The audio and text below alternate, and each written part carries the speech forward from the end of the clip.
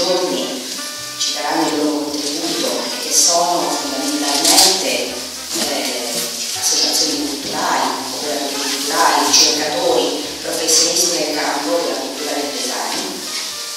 ci porteranno le loro testimonianze, i loro esempi di buone